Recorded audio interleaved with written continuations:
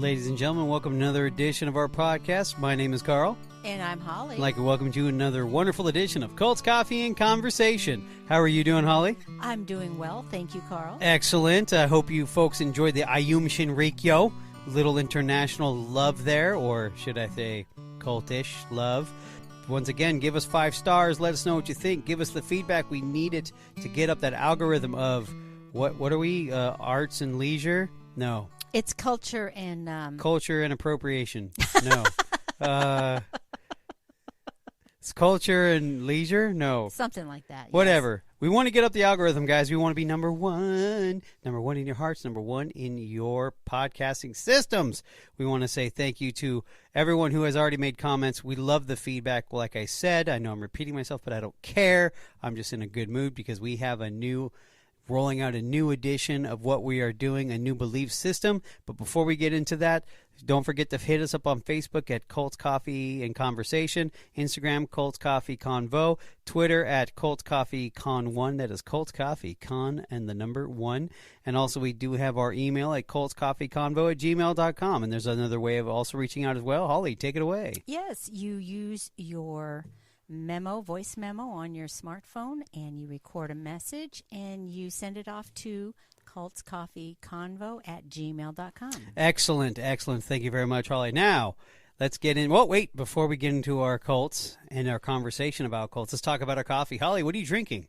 Well, today, they've rolled out a new smoked butterscotch latte, which I had hot. Ah, very nice. And I am drinking the smoked butterscotch frappuccino. I'm cheating. It's cold outside and I have a cold beverage, but there's a little twist. When you order it with the whipped cream mixed in, blended, and not on top. So much better, so much sweeter. It's a milkshake malt style. I love it. Alrighty. Sounds good. It is delicious. Are you ready to get into our new cult, Holly? I surely hope so. Apparently not. Okay, just kidding. All right, so we decided to do how could we describe this group? It's extremely secretive, so everything has been very difficult to obtain via the internet. The only main thing we got off of was a documentary. Okay, it's on Netflix. It's called what is it called again? It's called Buddhafield. Buddhafield. Is it the Buddhafield? Oh no, it's called Holy Hell. Holy Hell, that's right. Holy Hell, and it's about the group called the Buddhafield. Now, first I thought it was the Buddhafields. No, it's just Buddhafield. So it's plural. So it's Buddhafield, or no, singular, not plural. Buddhafields is plural, but Buddhafield. So we're talking about the Buddhafield. Now, you want to talk about let's just put it this way. We're going to get into some of it, but we're not going to get into all of it simply because we actually want you to watch it, because this is probably a perfect film to just kind of describe an actual cult it was created by one of the former members of 23 years, I believe it was. Yes, something like that. So over 2 decades. The people who are involved in it were all in the beginning of it as well, because as you see, was it 80? Well, he joined in 85? Yes. 1985, but it goes further back than that. So somewhere in the early 80s, this thing kind of kicked up into it. But yeah, we're definitely going to you see the transition, and the thing is, a lot of this stuff is actually on film. He actually was he was the videographer for the Buddhafield. Yes, it was to promote the group. Well, actually not the group, but the master. The master himself, yes. He goes by the master, but he also goes by about 1 million other names. One of them, his legal name is Jaime Gomez, also known as Michelle, also known as Andreas, also known as the teacher, also known as Reggie. That's what he goes by now. But we're going to go ahead and get into it. Holly, go ahead and take it away. The thing I appreciated about this documentary was it does go over almost textbook of what a cult leader is like. Yes. And I think that's what we were alluding to before. Yes, and like I said, there's so much film on this. It's all original shot, and I love it. Yes. So in 1985, the filmmaker will join the group, but they were all smart, beautiful young people, and they were looking for a spiritual experience, and they all found this family, okay? Yeah. Now, the leader at this point was named Michelle. Yes. And he held meetings in West Hollywood called satsang. And satsang means soft and still. Michelle said he had a master who taught him, and he would teach them to be free, mentor them, guide them, and he was going to be the guru. Right. So he had some interesting looks about him.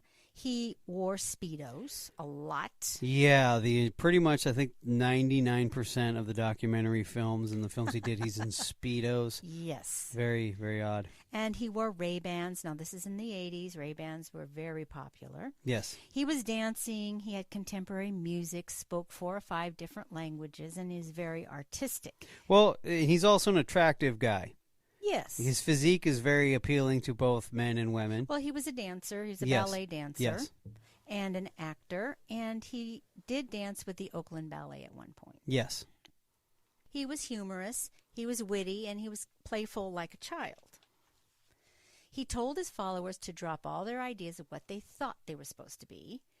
The filmmaker went to all the meetings, the group outings, and started a weekly hypnotherapy called Cleansings meetings with Michelle. Yeah, we'll get into that in a little bit later. We will. Mm-hmm. One group member said she fell in love with the people in the group first, and they were together 24/7. Everyone knew they were in the Buddhafield. It was their family, and they lived communally in houses. They shared food, household duties. They lived clean and sober. They exercised and took care of their bodies. They all had jobs or businesses. They pooled their money to get things built and towards what was necessary. Yes, and also just if you remember in the 80s, they had the hair clips were the thing. This one, they created a thing called wings. It was like a dual, like it looked like a teeth, like a mouthful of teeth, but they were separate, like two jaws, like two like upper and lowers. Two combs together, and they would actually clip it together, and it was actually extremely successful. Yeah, it was called Wings, just kind of throwing that out. Well, they had real advertising on the television. Yes, they did. Mm-hmm. And then also, was it Michelle's number one, like, message was just love. Okay. At this point. Mm-hmm. Okay. Now, while they're attending all these things, they actually had a thing called the Shakti Retreat. Okay. Yes, the Shakti Retreat. Now, in the Shakti Retreat, where was this held again? You found the Yeah, it was in the Mammoth Lake area of California. Ah, yes. So, and of course, he does have the video footage of them actually there. So, once again, I'm going to repeat myself multiple times in this and regarding this, but all this stuff is actual footage of him doing it, which makes it even more personable. More personable. You can really see what was going on with the people. Yeah, through the eyes of his camera lens. And, of course, this was, what year was this again? The first one that he did, was it 1987-ish? Probably 89. And it's 89. So the fashion was fantastic. Oh, my gosh, if there was any. Anyway. But there was still a lot of Speedo wearing, right? Tons of Speedo wearing. Oh, my God. Very gross. Anyway, okay, so now at the Shakti Retreat, of course, they're in the mountains in Mammoth area, and it's very beautiful, very open space, very quiet, so they can pretty much do their thing. Now, what they would do was that, according to the followers, now also so you guys know that a lot of the followers in the original group of the Buddhafield is actually all in this documentary. Yes. Then they share everything. Their emotions are on film, and I can still see that some of them are still hurt and still affected by. Well, we'll get into it, but you can feel the emotion through the television. Anyway, now what they do, it was like a transferring of energy from the master to the disciple. That was one of the quotes. The other quote was that when he was doing this, basically what you see him doing is he's putting his thumb on the third eye. Now, if you know anything about Eastern mysticism, is that they actually have the third eye, which is just above, like in the center of your forehead. That's your third eye. Some people say it's lower, some people say it higher, but we're just going to go for where I saw his thumb go, which is in the center of the forehead, and he would press on it, and he would twist it a little bit, and if you could do that, sometimes they say if you have a headache, you just press really hard on the center of your forehead, it'll go away. Anyway, he'd be doing that, and it'd be very quiet, but they would get him in an emotional state of meditation.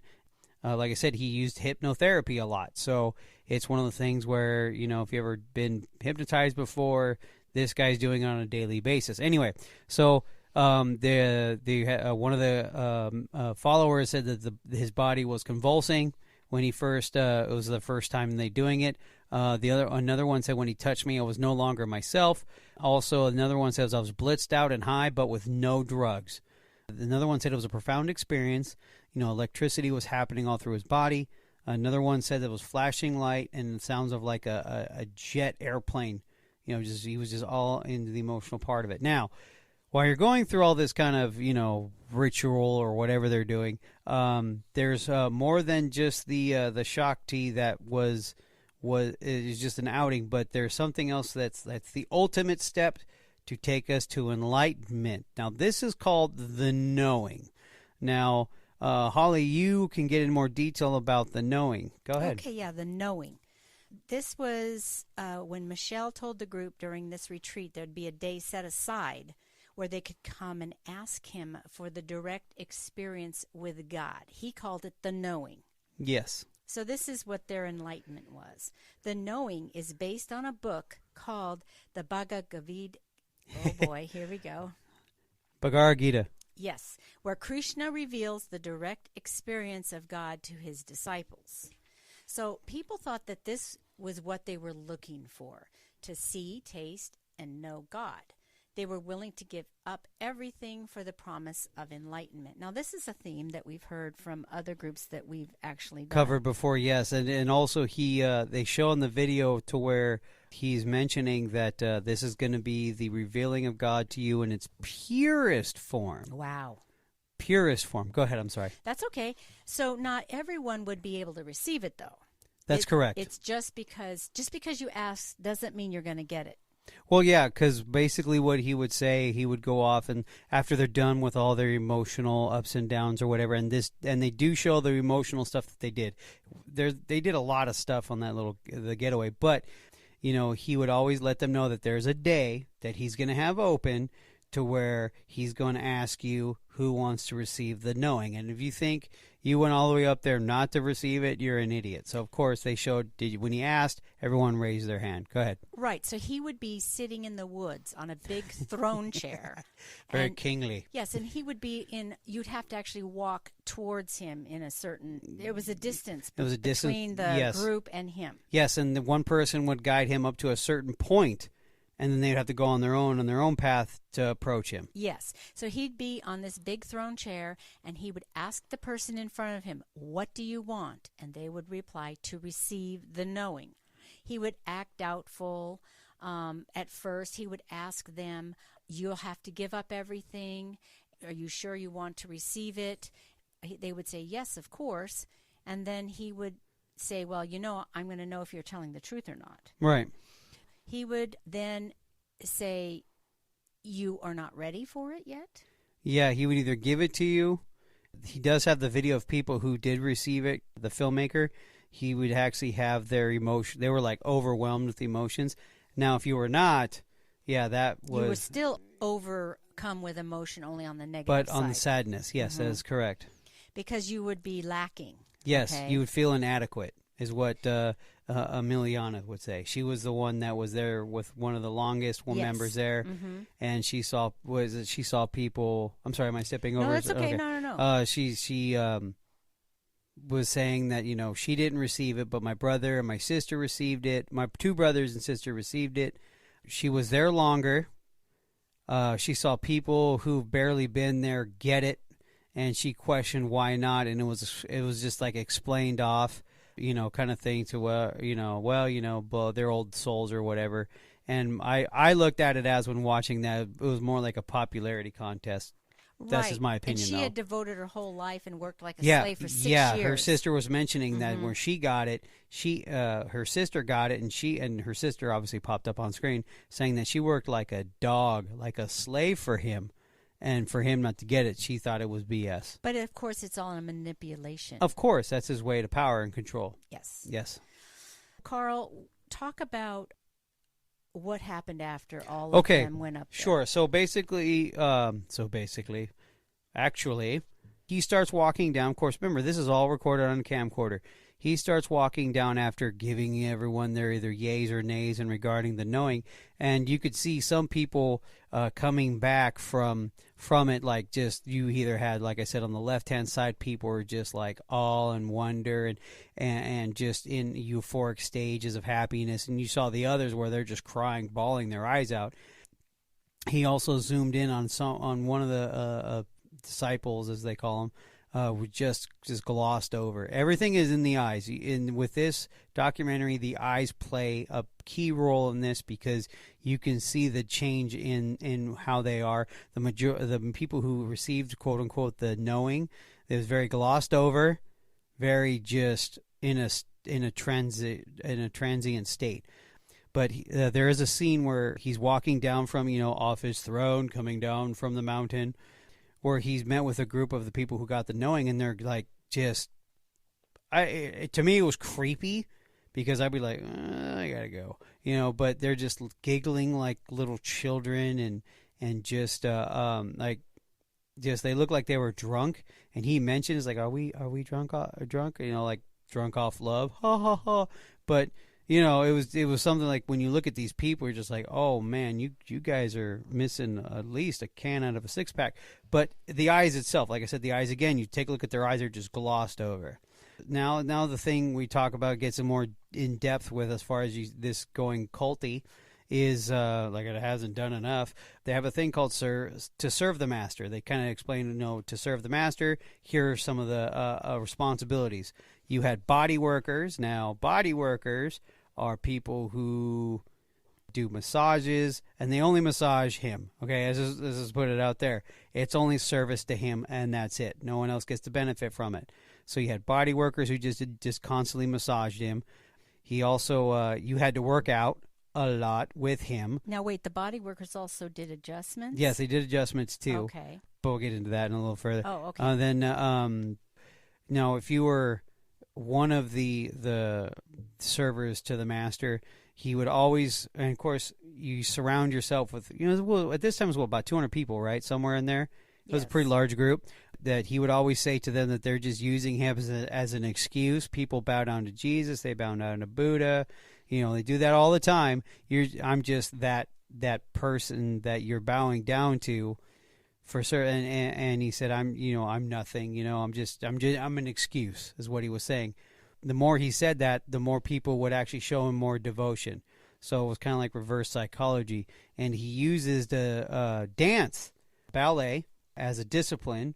Tough love, a lot of tough love in there because was it 90% of the people pretty much hated it? Yeah, they did. But they weren't dancers, but they had to become one. But yes, but they did a lot of yoga. I mean, they weren't awful at it. Right. But he also would be disciplinarian in the training sessions. Yes. Of being in the ballet. Yes, and a lot of people hated it. There's a couple of the people said, "Oh, I loved it," but the guys like, "Dude, it sucked." Yeah. It's like this is crap. So I could see him kind of He had, it was part of his version of control. Also, speaking of control, no sex at all. And how many cults have we covered that use the same thing? No sex, no relationships are allowed. He would say that sex was a low energy, so there was no need for all that. And the crazy part was that everybody in the group was young and beautiful, fit. Yes. It would be kind of, it's like, they're probably all in their 20s. Yes. So it's kind of crazy to think that that's going to be something they're not going to want to do. Right. But they do want to do it. He knows that, so it's another form of trying to control. Right. And now let's talk to the specific service to the master. First of all, when you look at the film itself, clothing is definitely optional. Holly didn't notice much of it, but I did. Well, when you say clothing optional, well, I meant nakedness. Full nude. No, Yes. I'm talking Speedos only. Speedos only aisle, and I'm talking the European cut. Yeah. That it was like everywhere you saw, he's in his Speedo. Everyone's in there, like all the dudes are in their Speedos, and all the girls and the women, they're in their 2-piece bikinis. Not 1-piece, 2-piece, to show off the physique, right? They tried to... Correct. But they all look good. Yes, they all did look good because, well, we'll get into a little bit of it further down the road on why. Now, also, the body workers did the adjustments and the massages, and we're talking on an hourly basis. He also had people cooking for him and also doing food prep for him. And one of the followers had an interesting story about food prepping, about fruit salad. Yes. So one of the people that wanted to do something for the master specially. So he said, "What can I do for the master specially?" Yeah, how can I serve? Yes, how can I serve? And someone suggested, "Well, why don't you make him a fruit salad?" So he didn't just get some fruit, cut it up, and put it in a bowl. No, he made beautiful works of art, and obviously there were pictures taken and the videos taken of it. They had the Last Supper. Yeah, that was pretty cool. And they have, and believe it or not, in this film they have the photos of it. Yes. So it's not like you're like, oh, yeah, whatever. No, they actually had photos of it. It's really cool. He would take hours upon hours to make the detail out of all these fruits. We're talking berries, pineapple, mango, everything. Well, he made a Buddha out of a mango. Yeah. He did the Last Supper, which actually looked really, really good. I was like, oh my gosh, I'm impressed. Yes. But what else happened? Something about a blender? He didn't realize until he saw one time that his roommate was putting all the fruit into a blender after he spent hours and hours to create these things, and he wasn't even these weren't even getting shown to the master. Right, they were just taking it and shoving it in a blender, making smoothies. Yes, that's it. But he did say that he continued to do it anyway. Yes, to show his devotion. To show his devotion. As always, show your devotion. Show your devotion. Alrighty, now fast forward a little bit. Not a fast forward, but let's get into the specifics of this this group as far as their belief system kind of goes. But you gotta pay. Sounds familiar, doesn't it, Holly? A little bit. Little bit. Okay, so it's hypnotherapy. Now, here's the kicker. It's $50 a session. And, of course, how many people are showing up to this? A lot. Well, first off, if you're in the group, everyone does it. Yeah, there's no option. Correct. So $50 once a week times, say, 200. Yeah. So he's making money there. In these hypnotherapy sessions, What are they really called, though? What is he the called? cleansing. The cleansing. The cleansing, yes. Yes, the cleansing. I've never used the cleansing. Easy there. Easy there. Where's Sheila? Go find her. Anyway, hypnotherapy, it was $50 per session. They use the emotional pain as a strength. They would do things like hit the pillow, share everything. And, of course, you have, while they're talking about this, you have, the followers saying this is what they did, blah, blah, blah. Yeah. But really, my goal is to kind of brushstroke all this. I want you folks to actually watch this because it's very, once again, like we always say, you can't make this stuff up. This is a perfect documentary. You can't make this stuff up. So it's really important. I highly recommend you guys watch it. Also, it was like to flush the bad memories. And in order to do that also, it was we're changing our names to erase the past. So everybody going from Craig to, what was it, Francesco. Something of that nature. So yeah, it was just like you look at all these names and they're a little more exotic instead of Mike, Craig, Mark, just normal regular names. So they kind of spice it up a little bit, and some would detach themselves from their families. Now, does that sound familiar a little bit? Yes, it does. A little bit. And of course, the joke that was going around the group at this time was the fact that they were questioning, are we in a cult? And they would actually look at it and say, you know what, if we were in a cult, this would be the best thing. This is not that bad of a cult to be involved in if it is considered a cult. That's what they said. That's what they said. And he, the leader or the teacher, his main goal was we're an anti-cult. Yeah, we're a non-cult. We're a non-cult. Mm-hmm. He really tugged at the heartstrings of of saying actual family. Yes. Okay, so that's what this is the good stuff. This is where everything's fluffy, everything's beautiful, everything's a well-tuned machine. He's got his nice little life of him being pretty much worshipped as a deity, but everybody's in tow, everything's feeling nice and fluffy. Yeah, even everyone there is in agreement. Yes. And they're fine. Perfect harmony, as they say. But then things start to change a little bit. Mm-hmm. So, and on that note, this is what we like to call the cliffhanger. Wait till next week, guys. We're going to get into it a little bit more, where we start to see the dismantlement, the belief system change, and where it starts to get really culty. And dark. Yes, so on that note, to all our cultonites, we say thank you. We love you all. And on that note, Good night, Holly. Good night, Carl.